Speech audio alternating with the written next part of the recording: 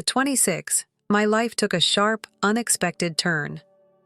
The family that had abandoned me 16 years prior suddenly reappeared, like ghosts from a past I'd tried hard to bury. This unexpected reunion brought a whirlwind of emotions: confusion, anger, resentment. It was as if I was meeting strangers who claimed to know me, strangers who were supposed to be my parents. Growing up, I had what I thought was a normal, happy family. My brother Liam was 3 years younger, and my little sister Chloe was 5 years my junior. We did all the typical sibling stuff: fought over toys, ganged up on each other, shared secrets, and had movie nights with Mom and Dad. We were close, or so I believed. Everything changed when I was 9. Dad lost his job. He was accused of things he swore he didn't do, and the unfair dismissal hit us hard. Mom, a school teacher, struggled to make ends meet. That's when they decided it would be best for me to stay with my grandparents until they got back on their feet. It seemed reasonable at the time. I spent that summer on their farm, enjoying the countryside, caring for the animals, and naively believing this was just a temporary arrangement. Little did I know that this temporary separation would become a permanent fixture in my life. When school was about to start, my parents assured me they were working on finding a new place, and that I'd be joining them soon. Days turned into weeks, weeks into months, and every attempt to contact them was met with unanswered calls and empty promises. Frustration and desperation grew within me. I bombarded my grandparents with questions, but they were as clueless as I was. Desperate for answers, I filed a missing persons report. My grandparents, however, dismissed it as childish drama and grounded me for my efforts. Feeling abandoned and betrayed, I pleaded with them to at least let me continue my education. They reluctantly enrolled me in the local public school, a far cry from the life I knew. Adjusting to this new environment was tough, but I threw myself into my studies. I was determined to escape the confines of my grandparents' farm and find my parents. The lack of concern from everyone around me only fueled my resolve. Then, one evening, everything changed. I overheard a conversation between my grandmother and my mother on the phone. The hushed tones in the kitchen, the mention of my name, and the unmistakable sound of my mother's voice. It was like a punch to the gut. My hope rekindled, but the mystery of their disappearance deepened. Why were they hiding? Why hadn't they contacted me? Before I could stop myself, I blurted out, "Mom!" The line went dead. I frantically screamed and cried into the phone, hoping against hope that my voice would somehow reach her. Grandma rushed in, her face a mixture of concern and frustration, and ordered me to my room. I unleashed my anger on her, demanding to know why she had kept my mother's existence a secret, why she refused to tell me anything. But she remained silent, leaving me to face the painful reality that my parents had, for all intents and purposes, abandoned me. Shortly after that heartbreaking phone call, my grandparents sent me to live with a distant aunt, a 5-hour drive away from their farm. It felt like being cast out, another rejection. Why? What had I done to deserve this? These questions gnawed at me, but the answers remained elusive. My aunt, my mother's cousin, was a kind and compassionate woman. She welcomed me with open arms, a stark contrast to the cold indifference I had grown accustomed to. When I questioned her about my parents, she admitted she didn't have any answers, but her sincerity was palpable, and I chose to believe her. From the moment I moved in with her at 13, she became my rock. Whenever my emotions threatened to overwhelm me, she was there to guide me, offering solace and understanding. She even encouraged me to seek therapy, a decision I initially hesitated about but ultimately proved immensely beneficial. My aunt validated my feelings, something my grandparents had never done, and provided the support I desperately needed. She listened without judgment, offering advice and encouragement when I needed it, and a shoulder to cry on when the pain of abandonment became too much. By the time I finished high school, my aunt had become the most important person in my life, filling the void left by my absent parents. She supported me through my journey to becoming a veterinary doctor, following in her footsteps. At 21, I approached her with adoption papers. I wanted her to be my legal parent, to solidify the bond we had formed. She agreed wholeheartedly, and I finally found the stability and love I had craved for so long. With my degree in hand, I started working as an intern in a hospital, eager to gain experience. This new chapter in my life led me to move into a new apartment, away from the familiar comfort of my aunt's home. But despite the physical distance, I still visited her whenever I could. Then, 2 days ago, on my day off, the doorbell rang. Expecting a delivery, I opened the door to find my estranged family standing there, my mom, dad, and youngest brother Chloe. They looked both unfamiliar and hauntingly recognizable.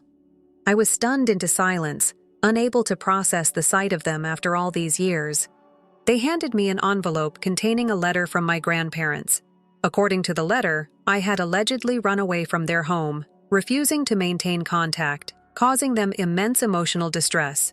Now, they demanded I pay for my brother's education, leveraging my newfound status as a doctor, and threatening legal action if I refused. The situation made no sense. How could I be blamed for running away when I had been sent away? Why should I be financially responsible for my brother's education when I had no say in the matter? The demands felt unjust, leaving me bewildered and conflicted. Why should I care about people who abandoned me for 16 years? With a head full of unanswered questions and a heart full of resentment, I refused to help them and insisted they leave. When they persisted, I called the cops. They claimed to be my parents, but I stood my ground, stating that legally, I was my aunt's daughter. The authorities contacted her, and she confirmed my statement. My family received a warning about trespassing and harassment. The encounter left me reeling. After years of silence, they suddenly reappeared, demanding my help and blaming me for their misfortunes. It was too much to bear. The hurtful messages started pouring in after the police incident. Social media accounts, clearly belonging to my family, labeled me heartless and ungrateful. I confided in my aunt, and while she understood my actions, she questioned whether I had done the right thing. My therapist suggested talking to them, but the idea filled me with dread. Why should I give them the time of day after all these years of silence and then sudden aggressive demands? Yet a small part of me, the part that still remembered the family I once had, yearned for answers. Eventually, I agreed to meet them, but only with my aunt present. We sat in a sterile coffee shop, the tension thick enough to cut with a knife. Their explanation was as disheartening as it was infuriating. They claimed they sent me to my grandparents due to financial struggles, thinking it would be easier with one less mouth to feed. When their circumstances improved, they couldn't afford to bring me back. Now, with their savings depleted, they wanted me to support them and pay for Liam's education. They even admitted to fabricating the threat of legal action, hoping to guilt me into compliance. Each word felt like a betrayal. All those years of wondering, of hoping, of blaming myself, and it boiled down to this. I was an inconvenience, a burden they chose to discard. The anger that had been simmering within me for years finally erupted. I reminded them of my legal detachment, of the adoption, of the years of neglect. I threatened legal action if they ever bothered me again, at home or at work. Despite their pleas for forgiveness, I walked away, my heart hardened against them. My therapist suggested I might be struggling to empathize, but the truth was, I felt nothing for them. If I could, I would erase them from my memory without a second thought. They were strangers who shared my bloodline, nothing more. Life moved on. I completed my internship and started considering residency programs before sitting for the Naval. I clung to the hope that my future would be all right, that I could build a life filled with love and genuine connection, a life free from the shadows of the past. Sometimes I won't deny it. I wished things were different. I wished I had a normal family, parents who loved and supported me. But then I look at my aunt, at the family we've built together, and I know I'm not missing out on anything. She has been a far better parent than the ones who abandoned me ever could have been. The messages stopped. The calls ceased. They finally seemed to understand that I was done, that their attempts to manipulate and guilt me were futile. I was free, or so I thought. Just when I thought the drama with my biological family was finally over, a new storm brewed on the horizon. My sister-in-law, Elena. She and we've always had a complicated relationship, to put it mildly. I thought she had matured enough to leave me alone, but apparently she couldn't resist stirring the pot. Our issues started when I began dating my husband, Mark. We met while he was helping Elena move, struck up a conversation at a local bar, and the rest, as they say, is history. Despite her brother's happiness, Elena never warmed up to me. She once told me Mark never got serious with anyone, so I shouldn't get my hopes up. I mentally prepared for heartbreak, even though I was falling hard for him. 6 years later, we're still going strong. Mark is, without a doubt, my favorite person in the world. The rest of his family, his parents, siblings, everyone I've met, have been nothing but kind and welcoming. So it baffled me why Elena seemed to harbor so much animosity towards me. 2 years ago, during our wedding, she created a huge fuss. I didn't want her as a bridesmaid due to her consistently cold and condescending behavior. But she threw a tantrum, trying to emotionally manipulate Mark against me. To avoid further drama, I caved and made her a bridesmaid. And what did she do? Showed up in a white floral dress, infuriating everyone. My in-laws forced her to change, threatening to exclude her from family events if she didn't comply. She apologized afterward, and I foolishly thought she had moved past her immature behavior. Clearly, I was wrong. Things took a turn when I found out I was pregnant with my first child. I was thrilled and couldn't wait to share the news. While everyone else was overjoyed, Elena's reaction was different. She didn't seem happy for us and consistently managed to make the moment about herself. During a family gathering where we announced the pregnancy, she quickly diverted the conversation to her own experiences as a single mother, emphasizing how difficult it was for her to go through pregnancy alone and suggesting that I was lucky to have Mark by my side. As my due date approached, Elena offered to host a baby shower for me. Initially, I was grateful and excited about celebrating with my family and friends. However, my excitement turned to suspicion when she insisted on hosting the event at a venue 12,000 miles away from where we lived. She claimed it was a surprise, set up at a luxurious venue owned by her friend, and we wouldn't have to pay for anything. Despite her explanation, I couldn't shake the feeling that something was amiss. When I shared my concerns with Mark, he assured me that his sister was simply trying to do something special, and that I was overthinking it. He even rescheduled vital meetings so we could attend this supposed baby shower. We flew there with my parents, as my in-laws were out of the country. Upon arriving at the location, a lavish resort, I immediately sensed something was wrong. The decorations were pink and blue, but there were unfamiliar faces present. To my shock, there was another pregnant couple, and the woman was wearing the same white dress given to me by Elena. It became apparent that my sister-in-law had tricked us into attending her friend's baby shower, making me feel humiliated and overshadowed. Feeling utterly embarrassed and upset, I left the party in tears. Once the truth about the baby shower debacle came out, Mark confronted Elena. She, of course, made excuses and attempted to deflect blame, but the damage was done. Mark informed his parents, who were equally shocked and angry at her behavior. In response, they decided to cut Elena off financially. They had been supporting her for years, but after this stunt, they withdrew their aid and told her to fend for herself. They even warned her not to show up at any family events until she learned to act responsibly. Elena, predictably, blamed me for her misfortune. But I didn't ask my in-laws to take any action. This was entirely her own doing. While she tried to manipulate me, portraying herself as a struggling single mom, I couldn't help but believe she deserved the consequences of her actions. My in-laws wouldn't let their grandchild suffer. Of that I was sure. Elena wasn't destitute. She wouldn't be left penniless because of this. She just needed to adjust her lifestyle and figure out how to manage her boutique independently. Mark stood by me firmly, assuring me that I never had to forgive Elena or engage with her again.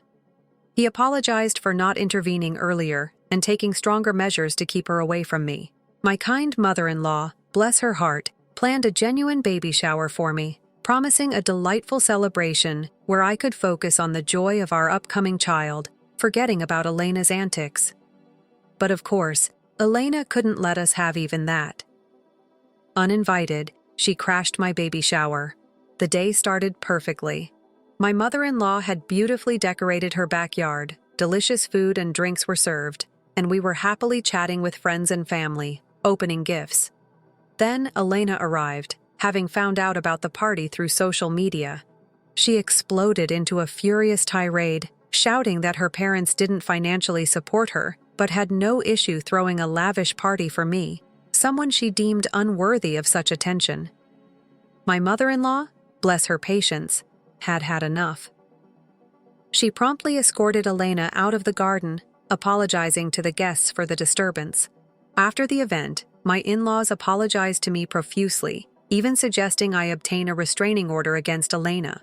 While I hesitated to take such drastic measures, we decided to keep all news about the baby off social media to prevent her from stalking us. The whole situation was insane.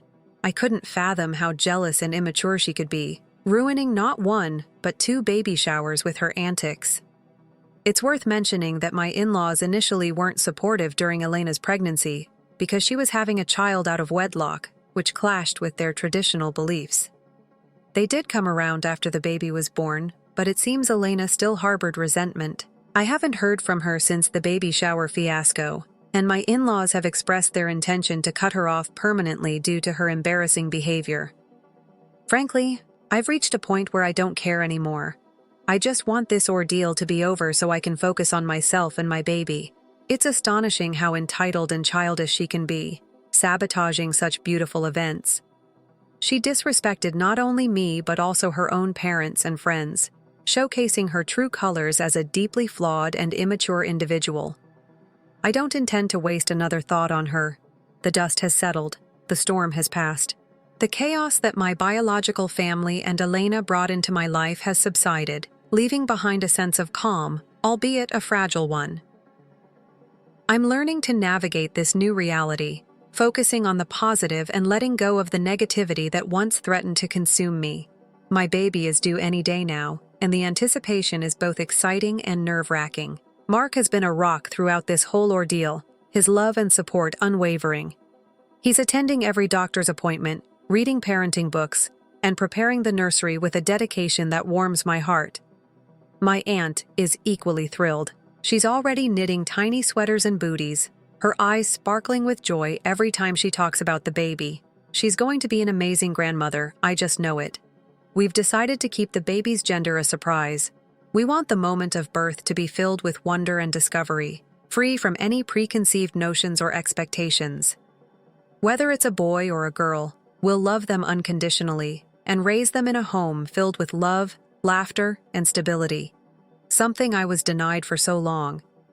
The experience with my biological family has taught me a valuable lesson about the true meaning of family.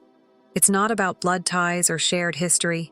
It's about the people who choose you, who stand by you through thick and thin, who love you unconditionally. I'm grateful for the family I have, Mark, my aunt, my in-laws, and the friends who have become like family. They are my support system, my chosen tribe, and I wouldn't trade them for anything. As for my biological family and Elena, I've come to terms with the fact that they may always be a part of my story, but they don't have to define me. I choose to focus on the future, on building a happy and fulfilling life for myself and my growing family. I'm not sure what the future holds, but I face it with a newfound sense of strength and resilience. I've learned that forgiveness is a journey, not a destination.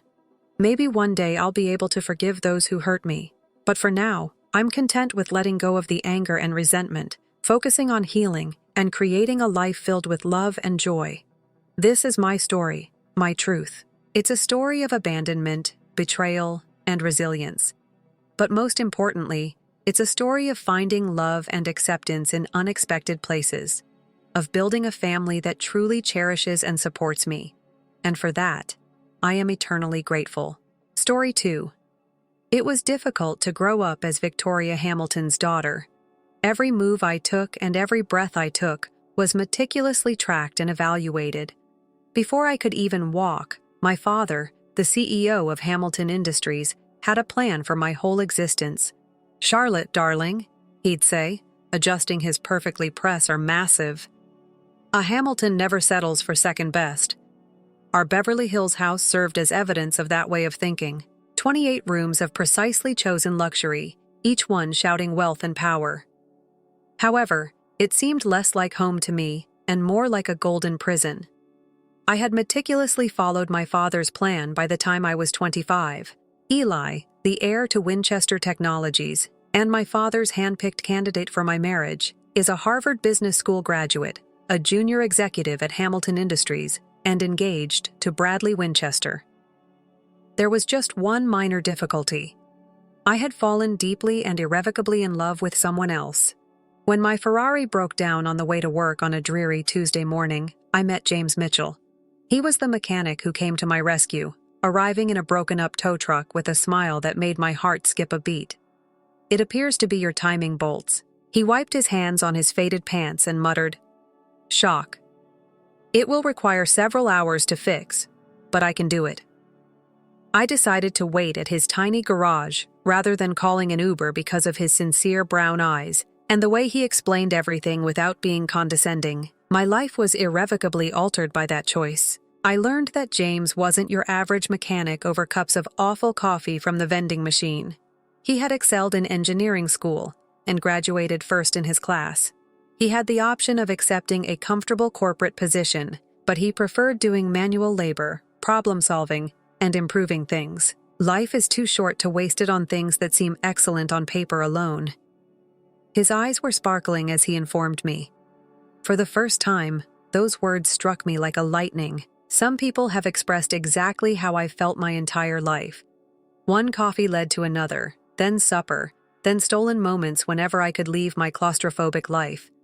James never inquired about the affluence of my family, never made an effort to impress me with pricey gifts or fine dining establishments. Rather, he taught me to appreciate the small things in life. Drives along the coast at midnight, picnics and secret places and joy, a lot of laughs. I led 2 lives for 6 months. Society. Myself at night, princess by day. I knew I couldn't beg indefinitely, though. The tipping point occurred at our house at a charity function. As my mother walked me about like a prize racehorse, Bradley was talking endlessly to everyone who would listen about merger plans. After the wedding, Charlotte told yet another group of socialites, the Winchesters and Hamiltons, that she would be taking over the East Coast operations. Just think of what could be. I felt like I was suffocating. I excused myself and ran to the garden, already dialing James's phone with shaky fingers. I can't do this anymore. With tears running down my cheeks, I muttered into the phone. Bradley cannot be my spouse. They want me to be something I'm not. James was quiet for a while before continuing. Then don't be. Charlotte, be yourself. I fell in love with that individual. Everything changed that night. The next morning, I stepped into my father's study. My heart is racing, but I'm resolute. I have something to tell you, Daddy. My voice trembled a little. Bradley cannot be my spouse. Someone else has captured my heart. The subsequent explosion was a nuclear explosion. When I told my father about James and his desire for a different life than the one he had planned, his face became crimson. A mechanic. His hand slammed down on his mahogany desk as he yelled, "My daughter, I. Hamilton, in love with a grease monkey. He is intelligent, a father, and an engineer, if you simply meet him." Not at all. Glass may have been broken by my father's voice. Bradley and you will be married as scheduled, or you may forget about your trust money, your position at the firm, everything. Does that make sense? I stood up taller, channeling power. I was unaware that I had crystal clarity. Dad, farewell. The hardest thing I had ever done was leave that study. My father's threats, my mother's frantic sobs, and the muttering of the domestic help. As I packed a little bag and headed out, it all followed. I had only ever known one home. When I informed James what had happened, he was waiting for me outside his small apartment, his face displaying distress. He attempted to dissuade me. That's your entire life, Charlotte. You're forfeiting your inheritance and your family. You can't do that for me. I kissed him to hush him. I'm not giving up my life, James. I'm beginning it at last. The next few months were a crash course in reality. I got a job as an entry-level business consultant at a small company, moved into James's one-bedroom apartment, and learned how to make ends meet. I felt free for the first time in my life, even though it wasn't easy. My parents' attempts to bring me to my senses varied from emotional manipulation to downright threats. In addition to canceling my credit cards and freezing my accounts, They even attempted to have me fired from my new job. But James and I got stronger together with every challenge. After deciding to tie the knot, we organized a modest ceremony in a nearby park. No expensive clothes, no society paparazzi. Only a few close friends and us. My mother texted me on the morning of the wedding, "Your father and I will be attending. One final opportunity to correct this error." My heart raced as I showed James the message. He gave my hand a squeeze. "Love, it's your call. Anything you desire." I desired for them to be present. My parents were still my parents in spite of everything. I saw him standing at the back of the makeshift aisle as soon as I walked down it wearing a plain white dress from a department store. My mother dabbed at her eyes with a monogrammed handkerchief, and my father appeared to have swallowed something sour. Neither moved to join the ceremony. A relaxed cookout in the park during the reception. They make their final play. "Charlotte, darling." My mother's voice dripped with desperation. "It's not too late. Bradley would still take you back. Think about what you're throwing away." My father cut straight to the point. "This is your last chance, young lady. Stay with this person and you'll never see a penny of your inheritance. Do you want it that way? To live in poverty?" I looked at James, who was chatting and laughing with our friends, completely at ease in his rented suit. Then I looked at my parents, trapped in a world of wealth and expectations. "What I want," I said clearly, "is to be happy. James makes me happy. If you can't understand that, then maybe we don't need your money or you in our lives." My father's face turned that dangerous shade of purple again. "Given I'm daughter of mine," he spat, turning on his heel. My mother hesitated for a moment, then hurried after him as they stormed away. James appeared at my side, wrapping an arm around my waist. "You okay?" I leaned into him, watching my past walk away. Never better. That was 6 months ago. We settled into our life together, working hard, loving harder. James continued at his garage while taking my classes for his master's degree. I immersed myself into my consulting profession, developing my own client base. We were happy, genuinely happy, even if we had to monitor our spending and clip coupons. But there was something James hadn't told me, something that was going to turn my world upside down again. Everything changed. On a seemingly average Friday evening, I got home from work early, ready to surprise James with takeout from our favorite Thai establishment. But our apartment was empty with a hastily scribbled note on the counter, "Working late at the garage. I adore you." It wasn't unusual for James to work late, but something seemed odd. Lately, he'd been distracted, getting mystery phone calls, and working unusual hours and not developed in my stomach as my imagination traveled to dark places. Was history repeating itself? Was I about to lose everything again? I couldn't stay still, so I went to the garage to bring him dinner. However, it was dark when I arrived. James's battered track wasn't where it usually was. I shook my hands and dialed his phone, which went straight to voicemail. As terror began to creep in, an unknown number texted me, making my phone vibrate. "Please come right now, Mrs. Mitchell, to 1875 Highland Avenue. It has to do with your hubby." My heart stopped beating. James's garage was miles away from Highland Avenue, which was located in the industrial sector. Imagining worst-case scenarios, I drove through the darkened metropolis while typing the location into my GPS with trembling fingers. My GPS directed me to a huge, contemporary structure with elegant glass walls. A uniformed guard led me to an underground parking garage, and security gates automatically opened as I got closer. He gave a respectful nod to Mrs. Mitchell. "To go to the top floor, use the executive elevator." Executive elevator. Top floor. What was happening? A gorgeous office space with floor-to-ceiling windows overlooking the city was revealed as the elevator opened. And there, standing behind a glass desk with his back to me, was James. But not the James I knew. Gone were the tattered pants and grease-stained t-shirt. Rather, he wore a well-fitted suit that was likely more expensive than our rent each month. His pleasant, familiar smile was laced with trepidation when he turned around. "Charlie," he added quietly, referring to me by his unique moniker. "It's probably time for me to tell you everything." Before he could say anything more, the office door flew open, and my father appeared as if he were in one of my worst nightmares. Bradley Winchester, and mother, Eli. What does this signify? My father thundered, his face already becoming that familiar shade of crimson. Charlotte was on her way up here, according to security. Why are you at the office of the CEO? You mechanic. Jane walked around the desk after straightening his tie. I am the CEO, actually, Mr. Hamilton. The founder and CEO of Mitchell Innovations is James Mitchell. The ensuing hush was deafening. My mom snatched up a chair for balance. Bradley's mouth was charmingly open, and for the first time in my life, my father couldn't speak. However, my mom stumbled. You work as a mechanic. James took my hand and grinned. A chain of vehicle repair shops is what I am. Indeed, it was my first company. Began with a loan from my lecturer in college. However, my primary concentration is Mitchell Innovations. We are a tech company that specializes in batteries for electric vehicles. That was the purpose of those late evenings spent in the garage. We were working on our latest prototype. My brain was whirling. How come you didn't tell me? When we first met, James turned to face me and murmured gently, because I needed to know. I recently made the Forbes 30 Under 30 list. My money and position were the only things that fascinated every woman I dated. But you, when I was simply a mechanic, you fell in love. You gave up all for me. I needed to be certain.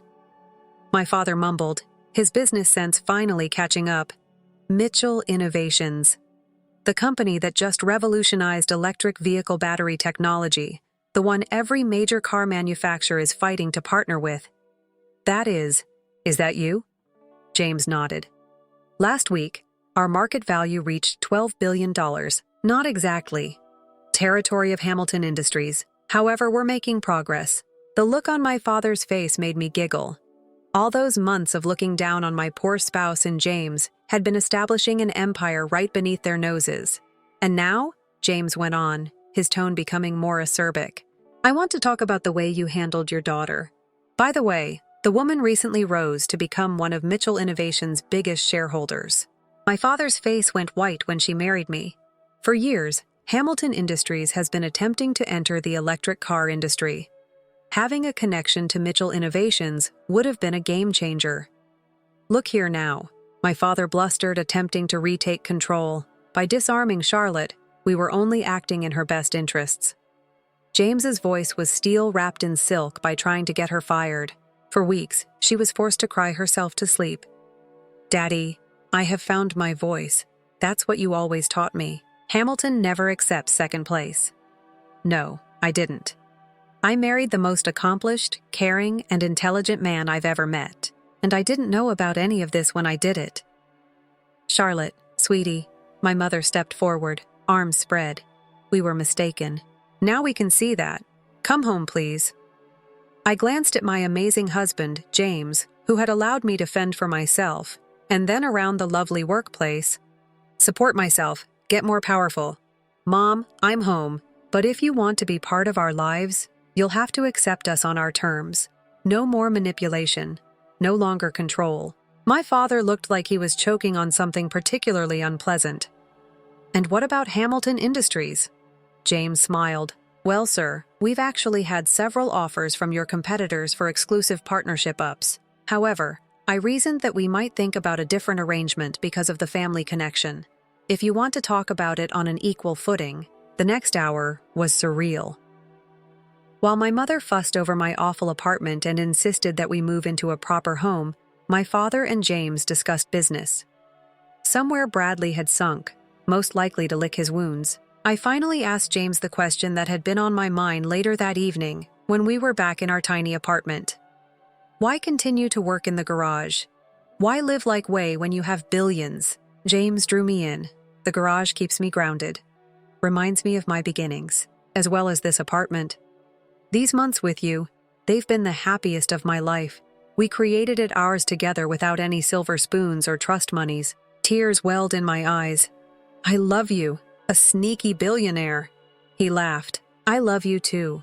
You run away, Harris. After that night, things changed, but not in the ways that people might have thought. We did move, but into a modest house. Together, we made a decision. As the head of Mitchell Innovations Charitable Foundation, I joined the company to use our resources to support other young business owners. James still spends time at his original garage teaching mechanical skills to underprivileged youth. My folks, well, they're trying. Mom still makes not-so-subtle hints about grandchildren needing trust funds, but Dad has developed a genuine respect for James. Their weekly business meetings often turn into lengthy discussions about everything from classic cars to philosophy. As for me, I finally understood what James meant about life being too short to spend it on paper. Sometimes the best things are disguised as coffee from vending machines and wrecked Ferraris. But the best part? Every now and again, when we drive by our old apartment or grab Thai food from our favorite takeout spot, Jane still looks at me the same way he did when he was just a mechanic, and I was just a rebel. Harris. Because in the end, love doesn't care about bank accounts or business empires. It cares about who you are, after everything else is stripped away. And we were simply Charlotte and James, a mechanic and a runaway Harris who found something better than billions. We found each other. Story 3. I've always felt that genuine character exposes itself and how individuals treat those they think can't help them. This is how I discovered how correct that notion was. My name is Emma Miller. My parents instilled in me the values of diligence and modesty as I grew up. My mother cleaned homes for affluent families, and my father worked as a janitor at a major tech company. They put forth a lot of effort to educate me, frequently forgoing things so I could have what I needed. Emma, my dear.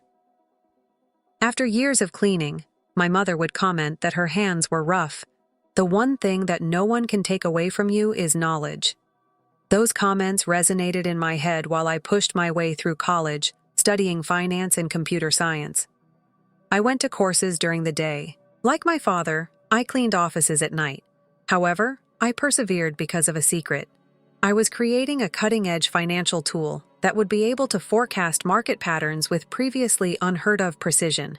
While other students were having a good time during my last year, I was refining my curriculum. Then everything changed on a typical Tuesday morning. My algorithm got the attention of a large financial firm. In exchange, they gave me a spot on their board and $75 million. I took the deal, but I didn't disclose my money. I kept up my frugal lifestyle, prudent investment, and stealthily increasing my wealth. I met James at that point. I was using my laptop in a little cafe when he literally rushed into me. Hot coffee narrowly missed my computer as it poured across the table. "I'm very sorry, God." With a frenzied grab for napkins, he exclaimed.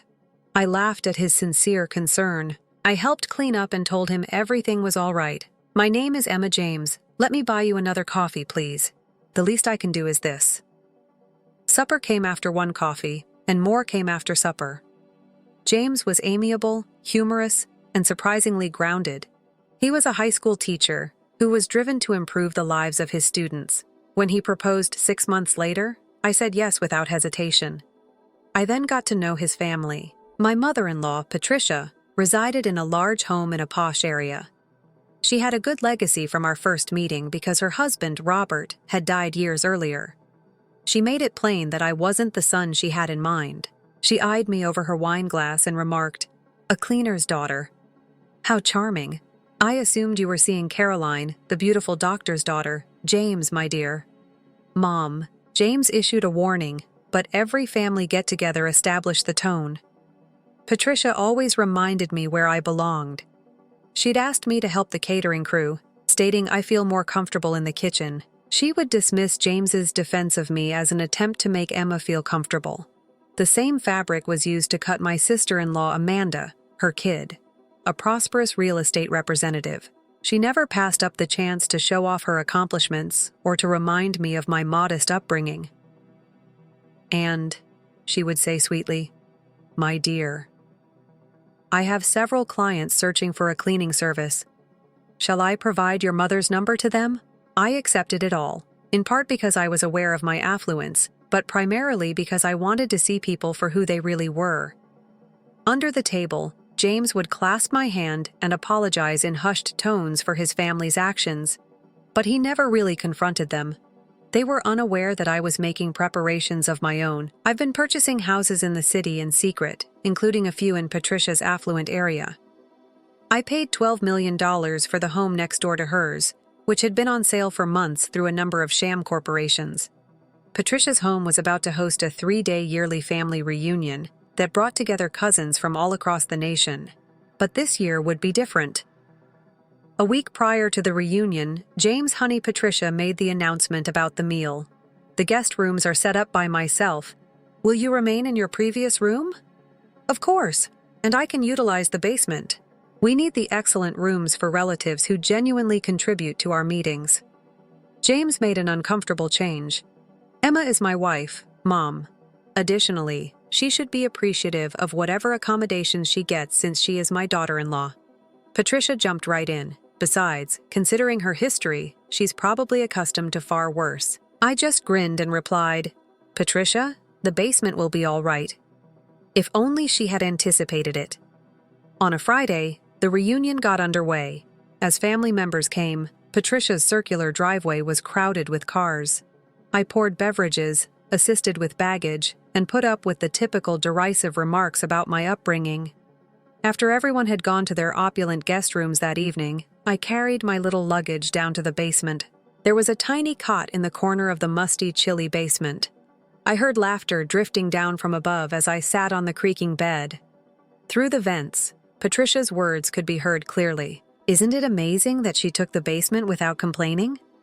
I advised James to wed Caroline instead. At least she is aware of appropriate social behavior. There was more laughing. I looked at my phone.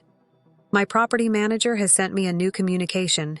Mrs. Miller, everything is prepared for the inspection tomorrow. The entire estate next door has been outfitted to your exacting standards. In the dark, I grinned. Undoubtedly, tomorrow would be fascinating. Dawn on Saturday morning, clear and bright. My back hurt from the car in the basement, so I got up early and went upstairs. Already the kitchen was a flurry of activity. Has Patricia given instructions to the caterers for the brunch that day? Oh, Emma, excellent, because you're awake. Patricia ordered you to help Maria with the dishes and make yourself helpful, not even turning to face me. Additionally, when the visitors come, make an effort to remain hidden.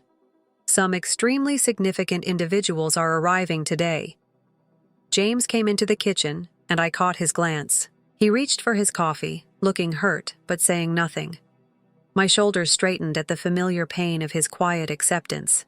Only a couple more hours. Actually, when I checked my watch, I remarked quietly, "This morning, I have an appointment." It was at our family reunion when Patricia's head abruptly made an appointment. How really impolite, James said weakly. "No, ma'am." But Amanda interrupted him as she stormed into the kitchen. "The Hendersons just pulled up, Mother. Do you know who purchased the stunning home next door?" She gave me a sly smile. "This year, they are my most important clients. The commission from the transaction was millions." Patricia played the part. "Fantastic, Emma. At least make yourself useful and assist in serving their homes before you depart for whatever little activity you have planned." I grinned. "I really have to leave. My real estate agent is waiting." Amanda, a real estate realtor, sneered. "What do you see?" "Studio flats in the worst section of town." Patricia quickly answered the doorbell and gave me a warning as it rang. "Take a look."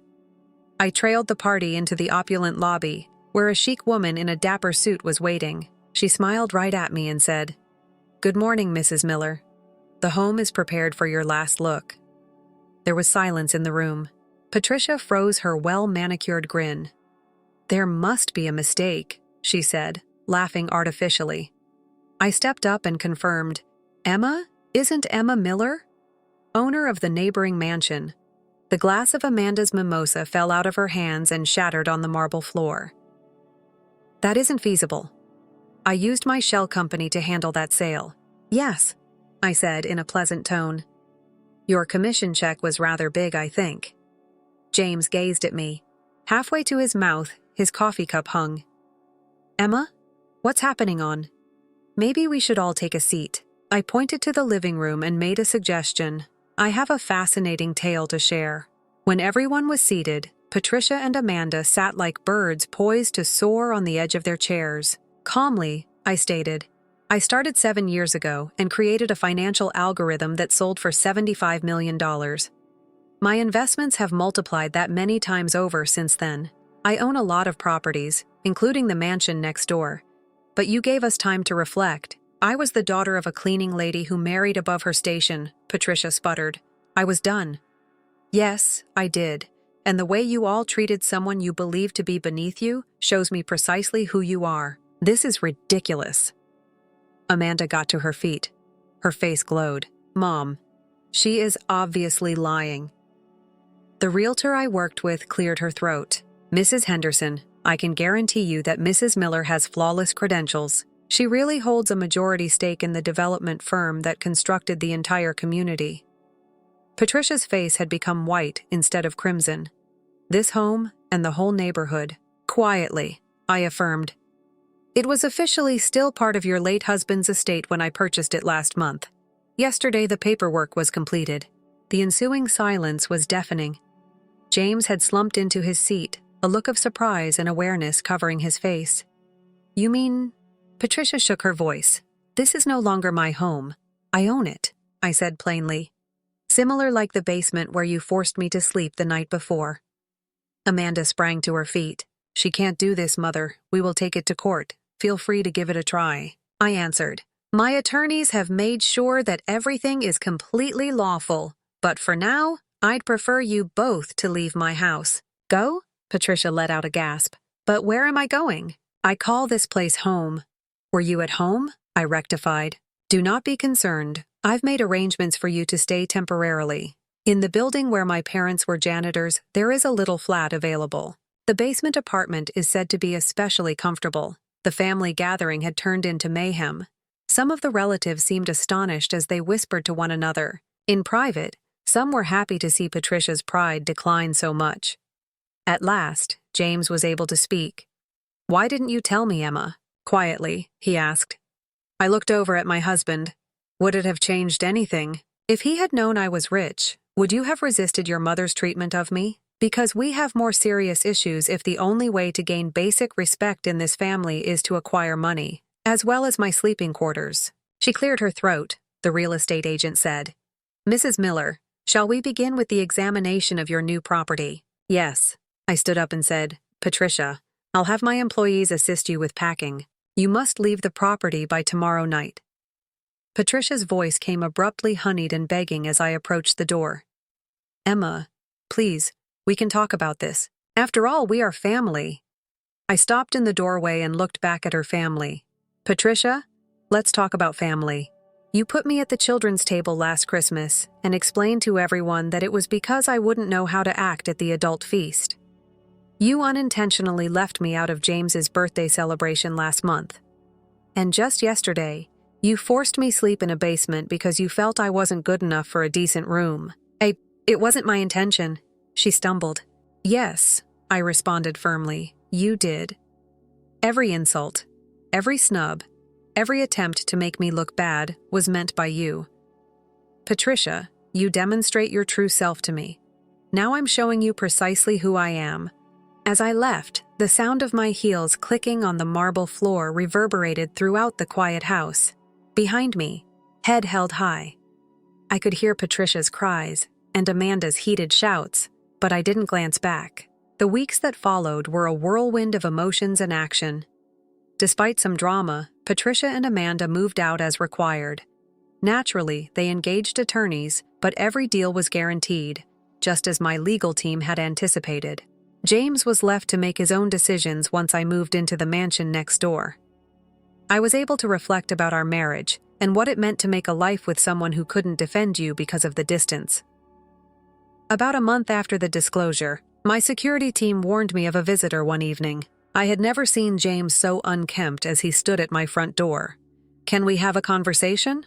Quietly, he asked. I showed him my home office, a cozy space with pictures of my parents and other family members.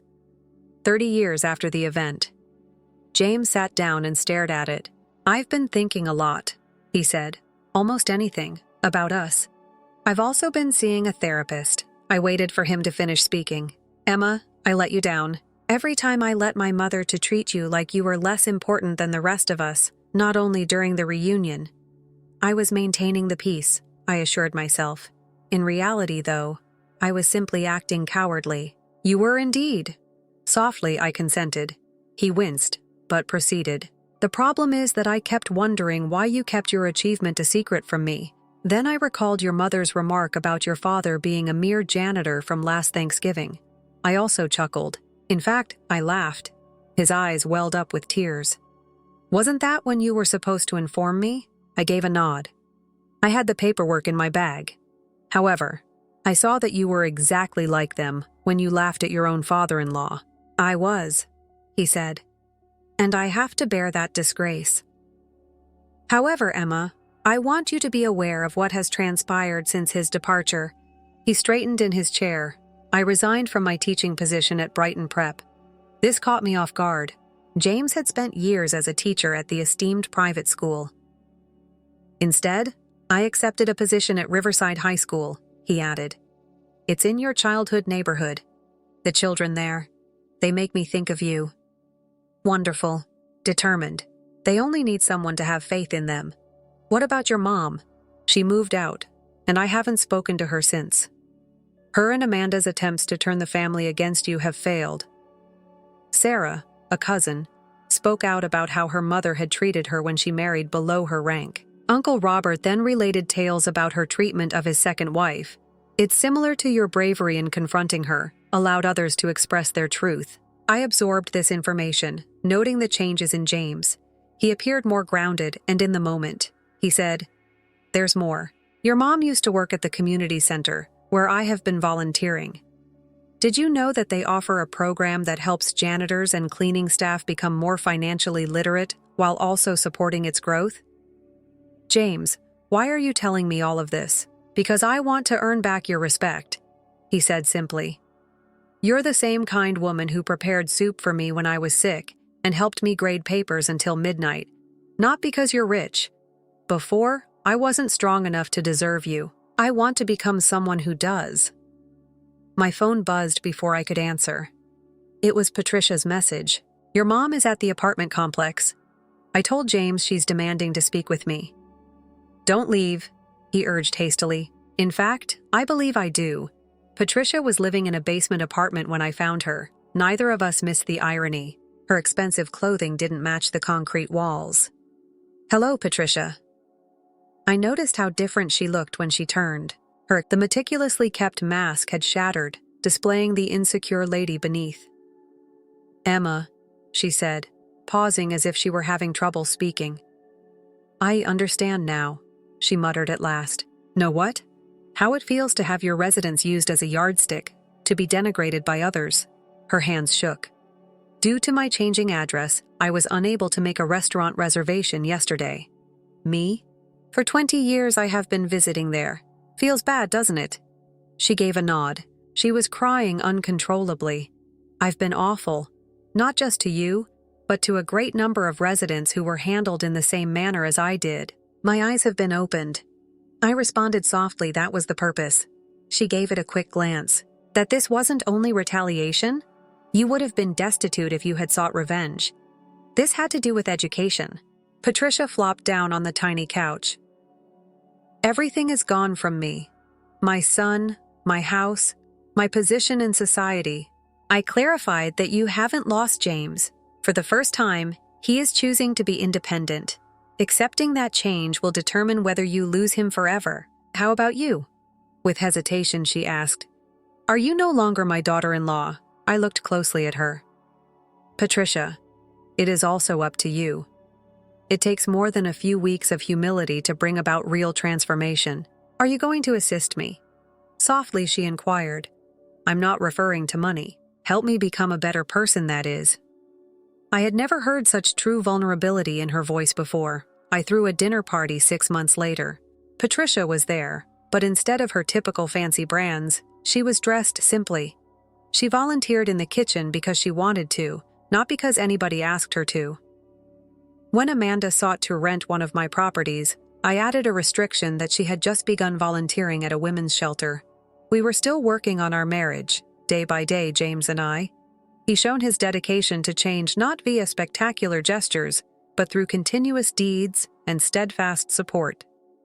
I glanced around the table as we sat down to eat. My parents were there. James and my father were discussing the financial literacy program, which had been extended to 3 additional community centers. Patricia was sharing recipes with my mother. The boundaries of class they had previously faced vanished. During dinner, Patricia remarked, "Emma, I wanted to express my gratitude." "For what purpose?"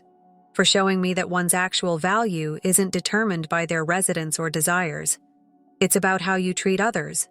She gave a sorrowful grin. "I only wish I had discovered that lesson earlier." "Do you regret any of it?" he asked me later that evening as we stood on our balcony with a view of the neighborhood. I reflected on the previous year, the suffering, the development, the changes. "No," I responded at last. "It is sometimes necessary to lose everything in order to realize what is truly important." We watched the stars in pleasant silence while he held my hand.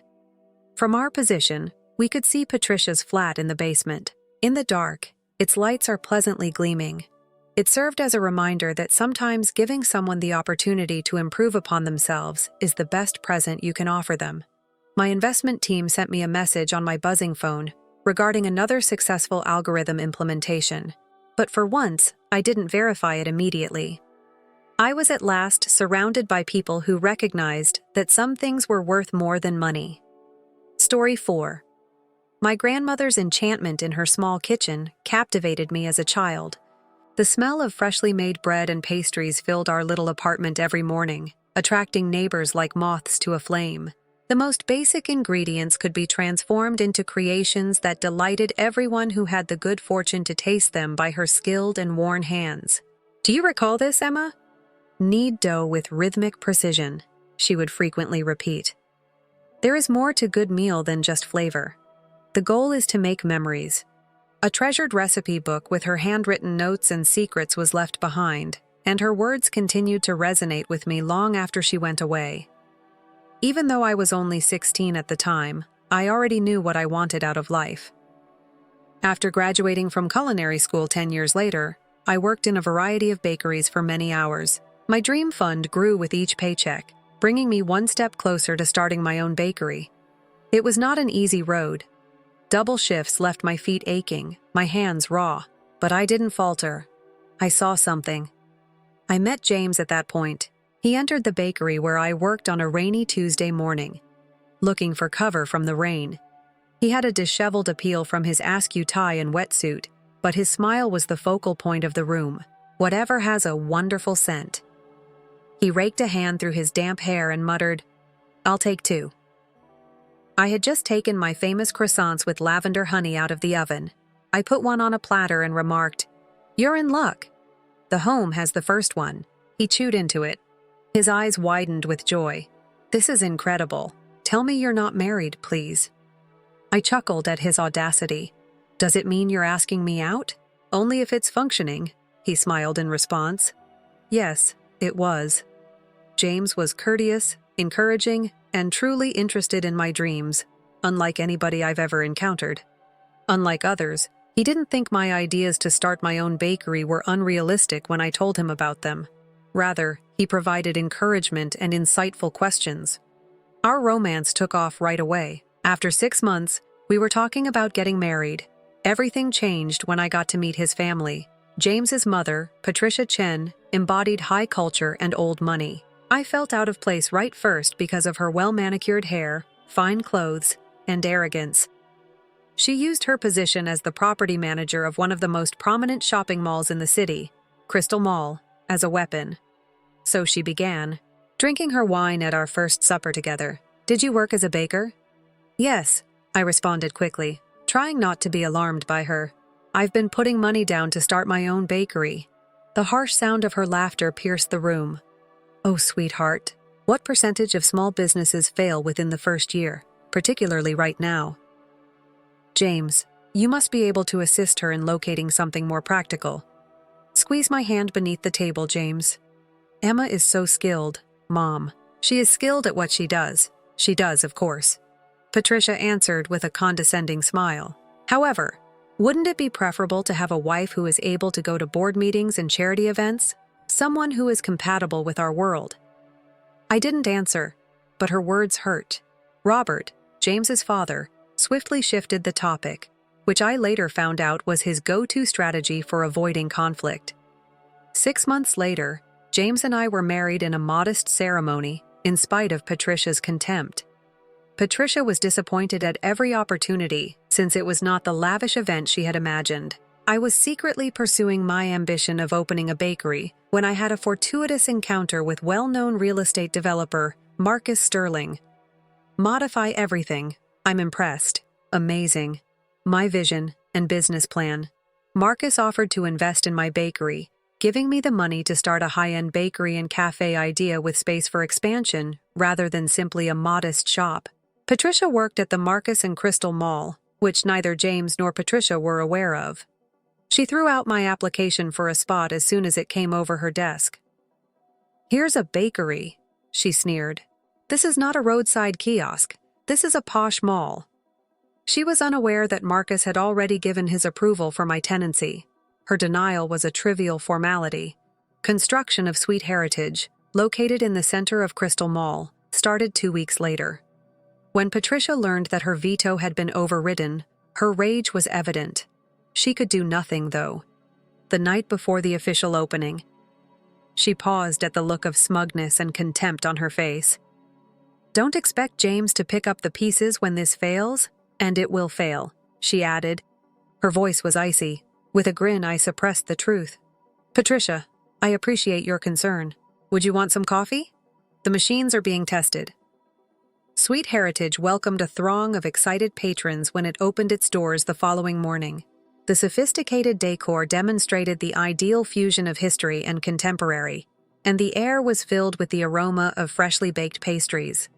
We sold out before midday, and we started receiving great accolades from culinary reviewers.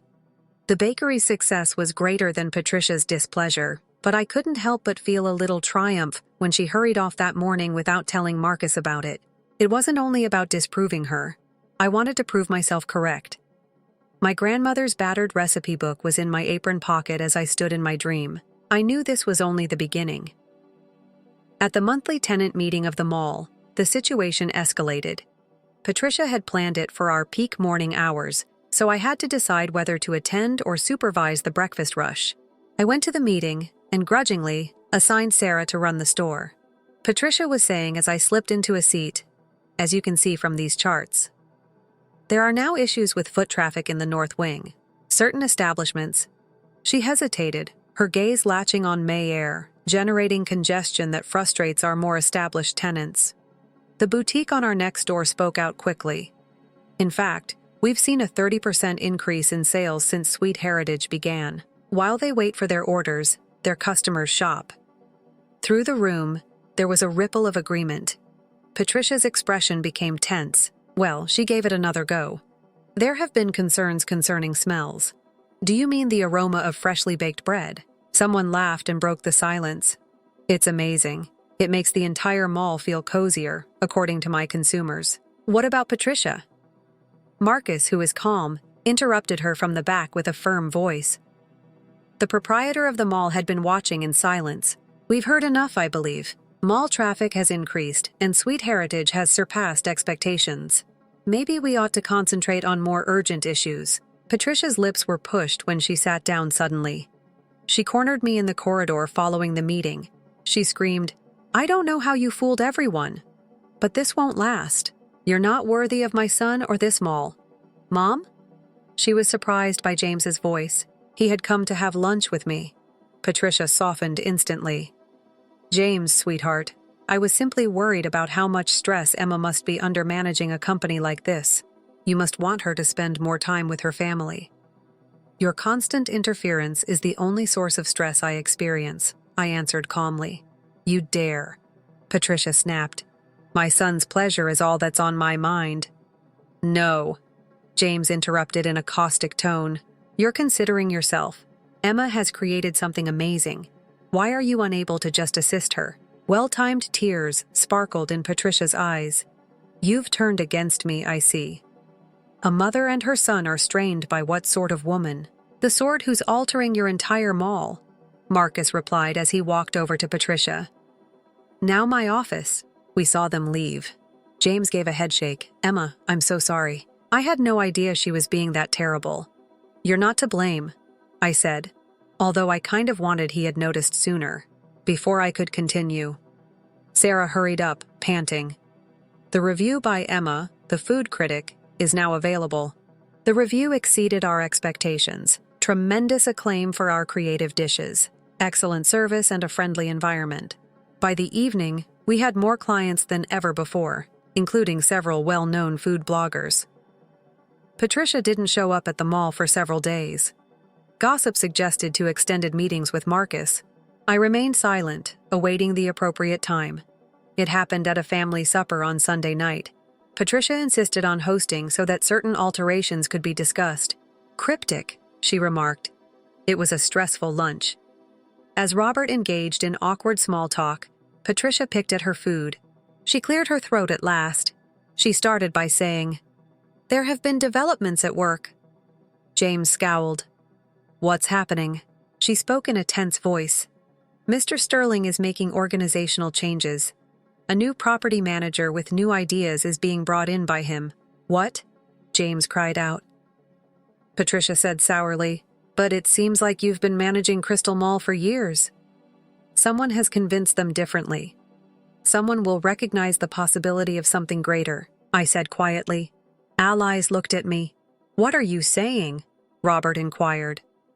I opened Sweet Heritage after taking a deep breath to regain my composure. Marcus and I met during a lecture. He saw potential in my ideas, not just for a bakery, but for modernizing retail spaces. Patricia laughed sharply.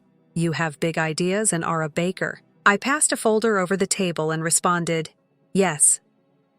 These are proposals I've worked on with Marcus for over a year, suggestions for making Crystal Mall a contemporary attraction.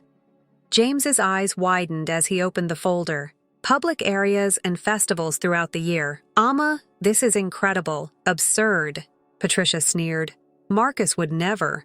"I've done so already." As Marcus entered the room, Patricia's face was devoid of color. "Well, I didn't, Mr. Sterling. Marcus said that Emma controls 51% of the mall segment of Sterling retail properties, which includes Crystal Mall." The room exploded. Patricia looked astonished. Robert's drink suffocated him. "It isn't feasible," Patricia sputtered. "In just 1 year, Emma has increased income by 40%.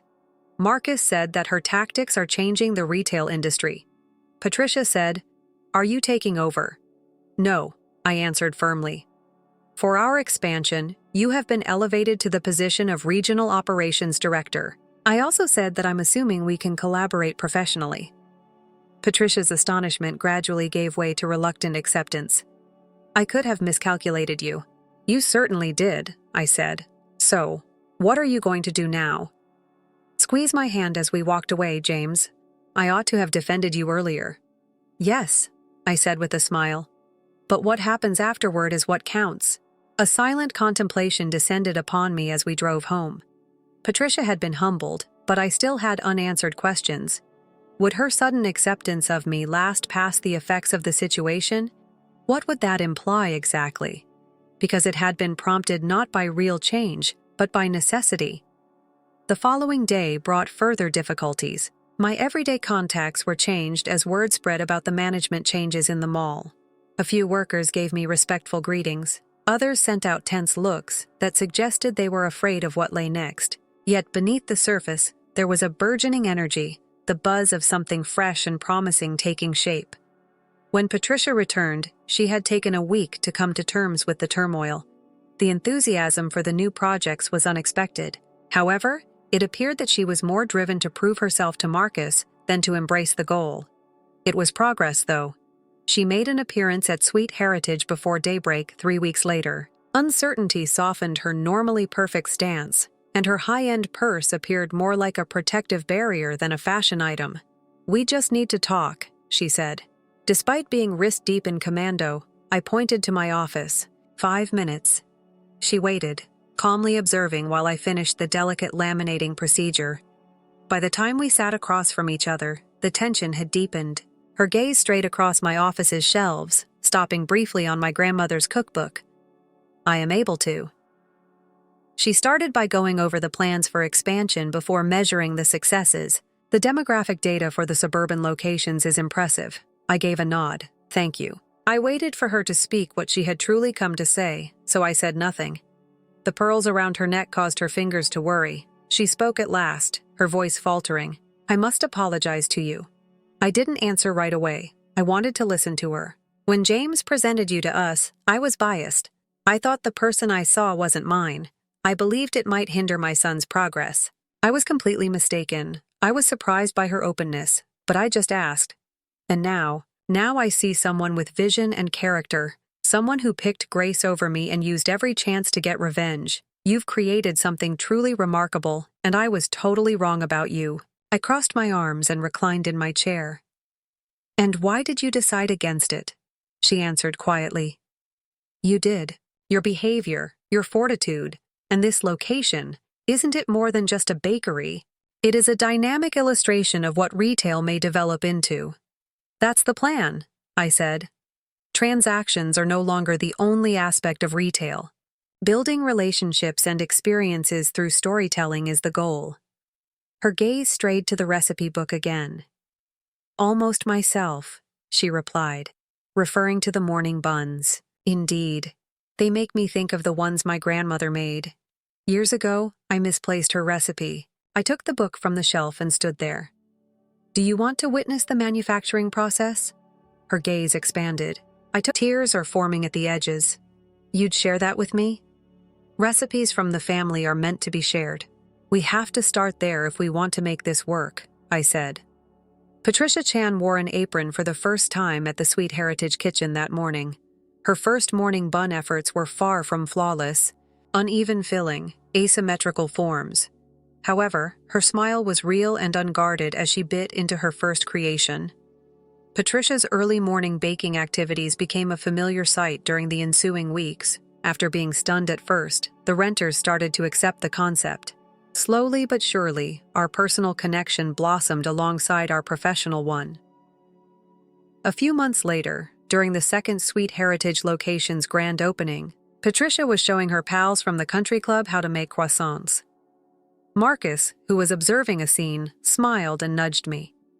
Never imagined I'd see the day. Honestly, I said, neither did I. Within a year, 5 other locations opened as a result of the successful expansion. Each one embraced Patricia's operational experience while capturing the essence of the original sweet tradition. Food bloggers began to speculate endlessly about the morning buns, which are now a signature item. Patricia stayed after we closed the flagship shop one evening. Emma?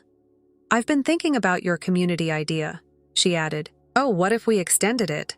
Classes in cooking, maybe teaching people how to create their own scamming traditions. I grinned. That is a great concept, in my opinion. Her hub was unexpected, but warm. Thank you, she said in a whisper, for continuing to believe in me. I thought about life's greatest victories, which are frequently mine, and the relationships we create as I drove home. It took more than just establishing a successful company or disproving others to achieve success. Honoring my grandmother's legacy and fostering growth in others, even those who resisted, were the main goals. When I got to Sweet Heritage the following morning, Patricia was already there. I was thinking, she added, her apron coated with flour. Perhaps we could make something that tells your story, or a special pastry for James and your anniversary. Our tale. I made a little correction. The sweet and the bitter. She grinned in comprehension. Yes, everything. The aroma of new possibilities permeated the air as we worked side by side in the warm glow of the morning sun. It was more than simply a fresh start for the mall or the bakery. It was a fresh start for all of us. Story 5. I was eager to meet my boyfriend Beckett's family once I made the decision to wed him. I was eager to leave a positive impression and had great expectations for our future together. We went to his family's house that day. Though anxious, I had hope, but things didn't work out the way I had hoped. All of his relatives turned me away when I got there. Don't ever get in touch with us again, they said, making it obvious they didn't want anything to do with me. Your voice is not what we want to hear. I was unable to comprehend the reason behind their reaction. Maybe it has to do with their upbringing. they are always complimented on their appearance. Specifically, my sister-in-law and mother-in-law were aloof and envious. They appeared to despise those who have something that they did not. Unfortunately, I ended up being the object of their jealousy and animosity. Without giving it any consideration, my brother-in-law and father-in-law also rejected me. Although it was a horrible experience, I persisted.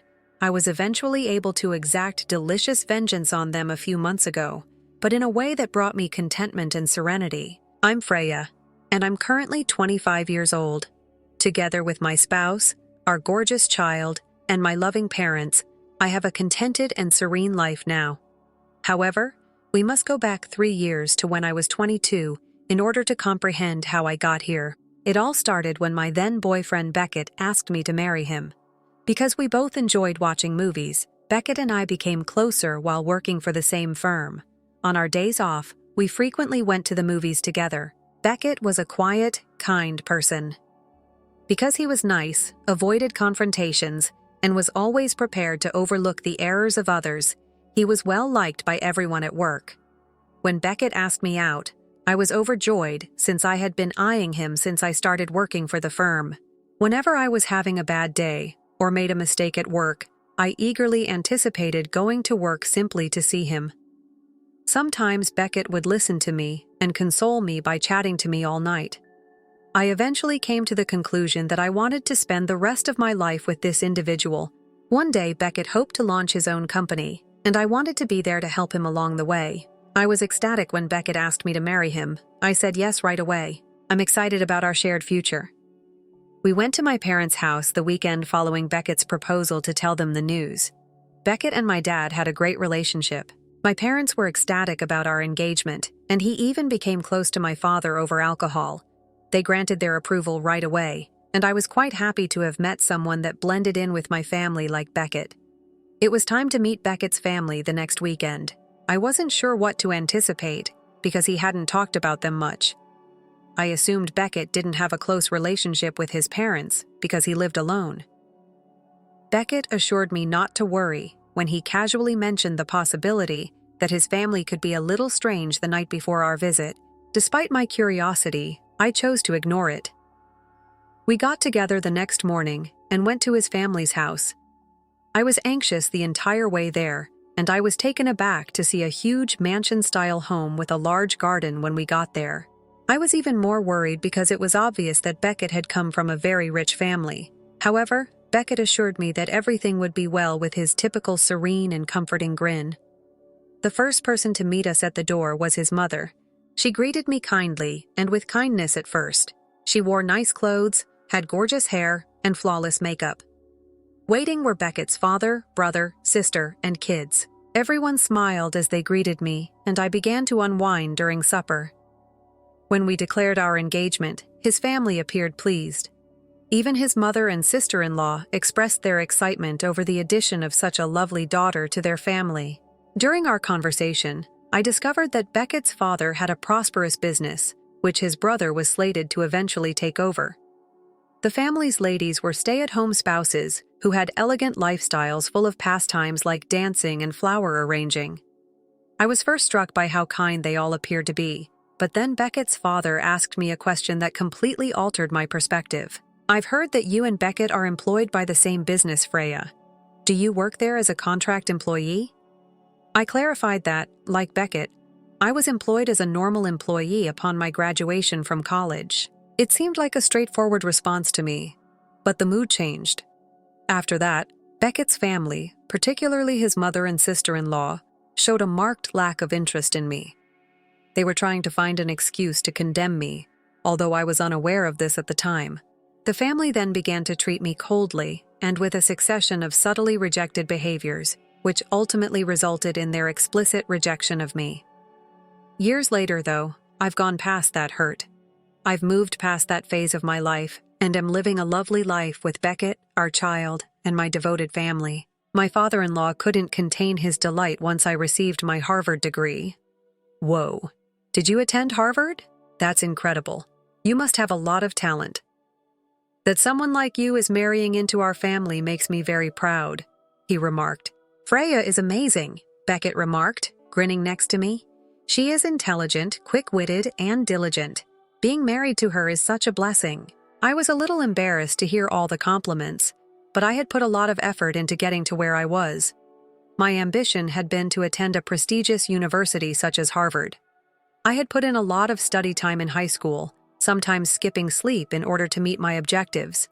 Despite their limited financial resources, my parents put a lot of effort into helping me go through college, and I wanted to make sure I returned the favor by succeeding. I wanted to be successful for my parents, who had given me everything they had, as well as for myself. The nice environment suddenly became tight as I realized that my mother-in-law and sister-in-law had become silent during the ongoing heated chat with Beckett and my father-in-law. I tried to change the topic because I was beginning to worry that I had said something incorrectly. On the table, I saw a lovely arrangement of flowers. It's a beautiful floral arrangement. Have you arrived? In an attempt to give my mother-in-law a compliment, I inquired, but she gave me a surprising and icy reaction. Is a housewife's time-wasting hobby really important to someone who works for a prestigious company? I was surprised by her tone and didn't know why she sounded so angry. She had been grinning just a few minutes before. Before I could respond, my sister-in-law spoke out. Her tone became sarcastic. Given your advanced education, Freya, you likely believe that all of us uneducated housewives are capable of discussing our flowers. I was taken aback. That was not at all what I had meant. A knot started to grow in my throat, and I was unsure of how to react. Beckett intervened immediately, attempting to protect me. Hey, that's not fair. Freya isn't the kind to belittle others. Stop it, you two.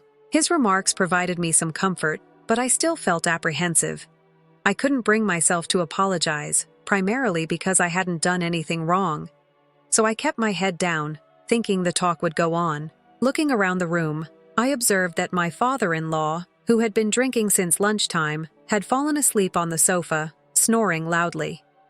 My brother-in-law, appearing bored, was browsing through his phone, yawning. The mood seemed thick and awkward, and I was happy when Beckett said maybe it's time to tie things up on the way back to the station. Beckett apologized. I apologize for today. My mom and sister have a lot of pride, especially when it comes to schooling. The fact that they merely completed high school makes them sensitive. After that, he gave me additional details about his family. After graduating from high school, his mother worked at a flower store, and his father instantly fell in love with her, just to see her. He would come to the business every day. After a while, they began dating and were married. Because of my mother-in-law's extraordinary beauty, people would come to the flower shop just to view her. My father-in-law still seemed to comply with all of her requests. The same was true for my sister-in-law. At a reunion in their early 20s, she reconnected with my brother-in-law, a classmate from high school. Her beauty captivated him so much that he pursued her assiduously until they began dating and finally were married. My brother-in-law appeared to follow his wife's wishes, much like my father-in-law did. Why my sister-in-law and mother-in-law felt so uneasy around me was beyond me. They were stunning women with devoted spouses who were obviously in awe of them. Even though I was well-educated, I never thought I was superior to them. Still, I felt uneasy because of the tension from that day. I began to question if marriage would work out. Both families had blessed us despite my concerns.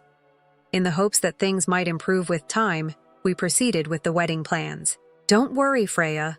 I'll always be by your side, Beckett assured me. His remarks kept me optimistic. We then prepared for our wedding throughout the course of the following 6 months. I believed that everything was going well and that we were at last prepared for the big day. However, everything changed the day before the wedding. The phone rang for Beckett. His mother was the one. As soon as I heard Beckett's side of the discussion, I realized something was off. What? Why? We cannot just alter it. Hold on. Hold on, he said. The call, however, stopped abruptly. I questioned him about it, and astonishment had turned Beckett's face white. My parents, they said. They will not be attending tomorrow's wedding. It seemed unbelievable to me. What are you saying? Are they not coming? As I attempted to make sense of the situation, my thoughts raced. Beckett claims that his parents chose not to attend the wedding because they had forgotten they had made travel plans for the same day. I was in full awe. How could they overlook the wedding of their own son? How could they simply decide to take a vacation instead? For the next hour, we called both his brother and his parents, but nobody picked up. We even drove to their house, but the lights were off and no one was there. I couldn't help but remember that tense moment from our first visit as we stood in front of their empty house. Do you suppose her sister and mother were angry with me, Beckett, that day? After our talk, I sensed that the atmosphere had changed. Beckett's side, I asked. As I already mentioned, my mother, sister, and Freya are quite proud. Sometimes intelligent women may be obstinate. Perhaps they have a heavy heart and are harboring a grudge. I came to the realization that Beckett's family might never embrace me completely, no matter how hard I tried. However, I hoped that Beckett and I could conquer any challenges as long as he was with me.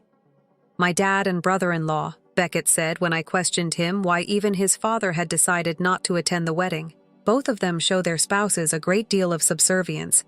To keep my mother and sister from becoming upset, they most likely took their side. I was at a loss for words when Beckett stated this with a resigned expression. Ultimately, even on the day of the wedding, we were unable to get in touch with any of Beckett's relatives, so we were forced to proceed without them. I couldn't stop asking myself, why did this happen? Did I make a mistake? Asterisk. It was difficult to accept that they had just forgotten about their journey, even if it were accurate. How could they decide against going to their own son's wedding in favor of a vacation? Upon learning that Beckett's family would not be attending, my parents, who had already reached the location, were taken aback. Beckett expressed regret to them. I sincerely apologize for the inconvenience. My parents are to blame. My parents always friendly, reassured him. You're not to blame, Beckett. Don't stress over it. Enjoy the wedding, please. However, their complex facial expressions were visible to me, and I felt terrible for making them feel so uncomfortable. We could hear folks whispering during the celebration. Why are the parents of Beckett present? A few of his pals inquired. Even our supervisor, who graciously consented to make a toast. What happened to your parents? I was asked. Telling everyone that Beckett's parents weren't feeling well was our only option. Instead of being a day full of happiness, it ended up being mentally taxing. Beckett and I visited his parents' home a few days after the wedding to provide coverage of the event. As like nothing had occurred, his mother welcomed us. Oh, Freya. A long time has passed. How did the wedding go? Did you enjoy yourself? I apologize for being unable to attend due to the trip. Casually, she said. I was so busy that I neglected to get you a memento. It hurt that she didn't feel regret. It's all right, I responded with a kind grin. However, I'm happy your vacation was enjoyable. I was flooded with anguish within. I couldn't understand why I was being treated this way, but I faked a grin to maintain the peace with Beckett's family. Beckett, however, was less forgiving. It's undesirable to cancel the day before a wedding, especially when all the relatives were away. Is that even typical? Clearly agitated, he replied, You should have stated from the start that you didn't want to attend. Then out of nowhere, Beckett's sister-in-law spoke up. I would have attended if Freya wasn't the bride, she remarked bitterly. What? I was taken aback. My mind began racing as I tried to interpret what she had said. My mother-in-law then added, Don't just blame us, as if to support her. I wanted to see my adorable son's once-in-a-lifetime experience, but it was spoiled by Freya. I want an apology since I'm also a victim. Beckett intervened because I was too surprised to reply. What are you discussing? He defended me by saying that Freya had done nothing wrong. At that point, Beckett's father, who had been mute throughout, suddenly opened his mouth. Enough! You have no right to come here and whine during our day off. Did you come for that? Leave now, he shouted at us. Anger flooded his voice. I felt a strong ache in my foot while I was putting on my shoes at the entryway after we were evicted from the residence. Ah. A caterpillar was crawling inside my shoe as I raised my foot. I was so horrified that I shook the caterpillar off as I hurried outside wearing only one shoe. Behind me, I could hear my sister-in-law and mother-in-law giggling. Are you all right? They inquired, but their smirks betrayed their animosity. I'm desperate to get out. I'm sorry. I apologize for the inconvenience, and I'll depart now. However, my mother-in-law stopped me right before I left the house. Please don't interfere with us, Freya, she added icily, with the exception of weddings and funerals, and then slammed the door in my face. I stood there, utterly confused. What had I done incorrectly? Getting along with Beckett's family on the trip home was all I ever wanted. Beckett apologized repeatedly. You no longer need to coerce yourself into interacting with my family. He seemed crushed as he continued. I'm really sorry. I woke up the following morning with severe body itching. When I hurried to the mirror after jumping out of bed, I discovered that my entire body was covered in hives and had swelled up bright red. The itching was excruciating. I went directly to the dermatologist after calling in ill to work. The culprit turned out to be the caterpillar that had been in my shoe. I experienced an adverse response, it stings, and the severe itching kept me up for the following 2 weeks. I kept thinking about my brother-in-law being close to my shoes when we initially got to their place while I laid there, enduring the itching. Was there anything he could have done to initiate this? I was terrified by the idea, but I had no evidence. I was not sure why, but it was a sad revelation that Beckett's family had gone out of their way to make me feel unwanted. However, one thing was evident. I couldn't keep pressuring folks who didn't want me around into a relationship. I would have thought the caterpillar in my shoe was simply a weird accident when I've been to Beckett's house before.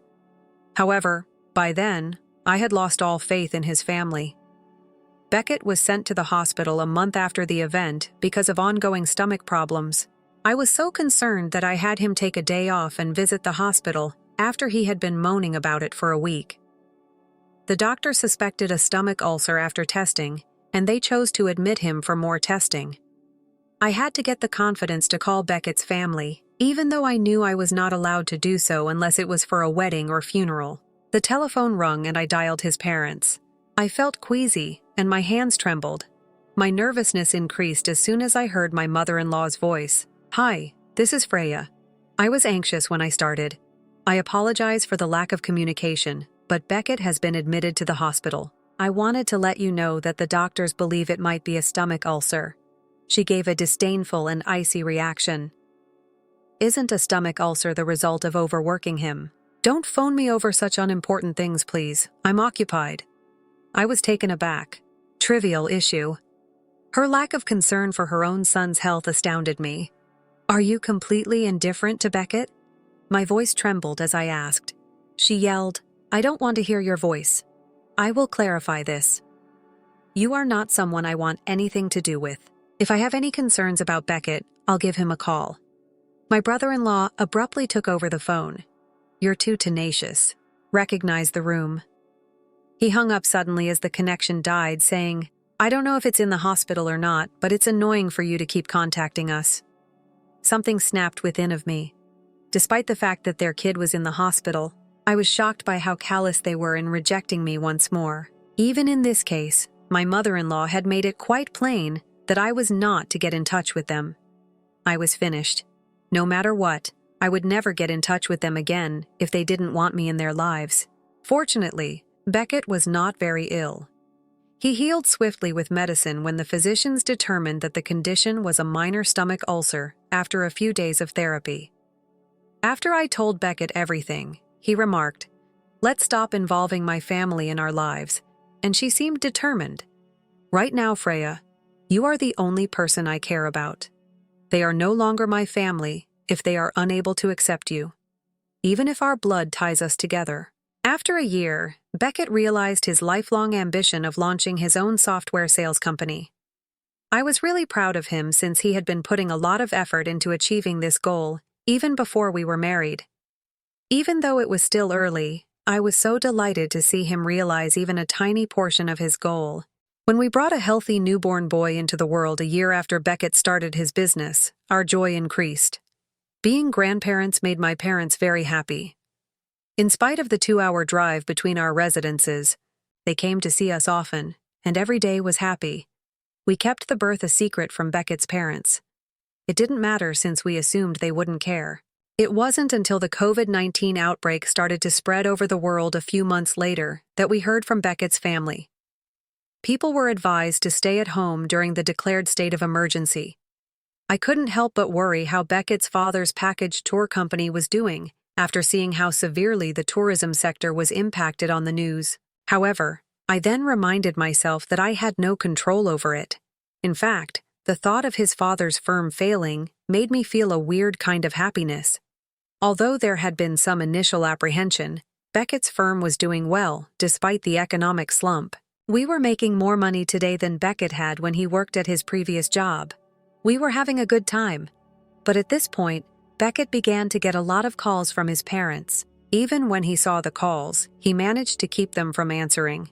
Beckett decided not to listen to the voicemails they left. He had decided to cut off any further communication with them. "You don't need to worry about me," I used to tell Beckett. "If you choose to contact them, that's acceptable." Although I hated his family, I felt bad for him since I knew they had reared him, and I was the reason he broke up his relationship with them.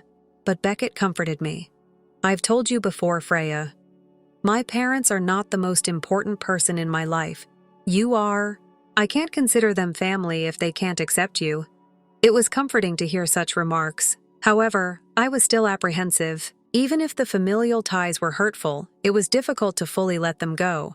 However, I trusted Beckett's judgment and concentrated on creating our future together.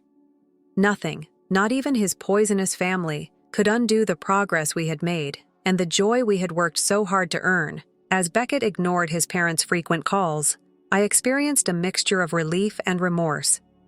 Then one day he received a letter from his family. It was direct and unrepentant. Asterisk. "Our company is in danger of going bankrupt. We must talk to you right now about financial issues." Asterisk. I was astounded by their audacity in interrupting us. Now they were calling for immediate communication. We, of course, didn't answer. Beckett and I decided they could deal with the fallout from their decisions alone. A few days later, Beckett's family called me when I was at work, and I missed it. I opted to listen to their voicemail since I was curious. The message was forceful and succinct. "This Freya has an asterisk. I'll knock if Beckett continues to ignore us. Inform him." Asterisk. It was astounding how bold they were. Beckett and I were enjoying a laid-back Saturday at home 2 days after that call. The doorbell rang as we were deciding how to spend the day after finishing our meal. All 4 of Beckett's family members were standing at our door when I looked at the monitor. Despite my racing heart, I maintained a composed demeanor. Beckett walked over, spotted them too, and sighed deeply. He responded, "You don't have to answer it. We must ignore them, or they will depart." However, I had other ideas. "It's okay," I said. "They've traveled this far. Come on, let them in." After some hesitation, Beckett consented. "All right," he responded, opening the door. My first horror was only a show, of course. Given the voicemail, I had anticipated this visit sooner rather than later. There was a reason I allowed them in. I was prepared for a full-on conflict. Immediately when the door opened, inconsiderately, Beckett's relatives stormed in. The mother of Beckett scoffed. "What is the duration required to open a door?" Incredibly so. They entered the house with a sense of ownership. When Beckett's mother saw our boy playing on the floor, she inquired, "Whose child is this?" With a perplexed expression, "He is our son."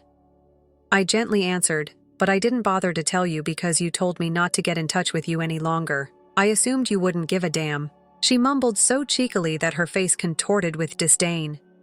Since I knew I was winning, I was secretly enjoying this. I questioned, turning to Beckett's dad. "What has brought you here today, then? If you intended to visit, you need to have informed us." His dad lost his temper. "You read the letter, didn't you? We declared it urgent." "Oh, the letter that came in 2 days ago. Is that right?" I inquired. "Yes, I did read it. But because you made it apparent that you no longer wanted to interact with us, I didn't believe I needed to reply." One could feel the tension in the room. Beckett said nothing, letting me take care of everything. I was grateful for his encouragement, and he was able to read the atmosphere well. But his father's tone abruptly shifted to one of begging. "Look, I apologize for the past, but our company is failing due to COVID. There have been several cancellations and no new reservations, and we're going under if this keeps up. Are you able to lend us any cash?" not even blinking. I realize that's bad, but I'm unable to assist. Someone who didn't want anything to do with me is not someone I want to help, but if you are sincere with me, I could change my mind. Anger reddened his father's cheeks. What on earth? He slammed his hand on the table and roared, "Here, I'm pleading. You also have the audacity to boast about it."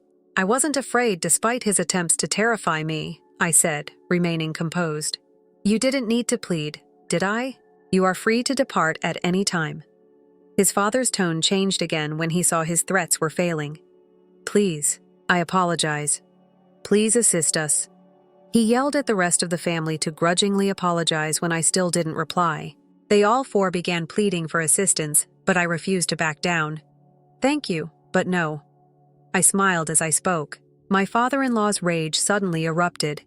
He grabbed me by the collar and surged at me, slamming his fist into the table once again. You believe that when I'm humble, you can be arrogant.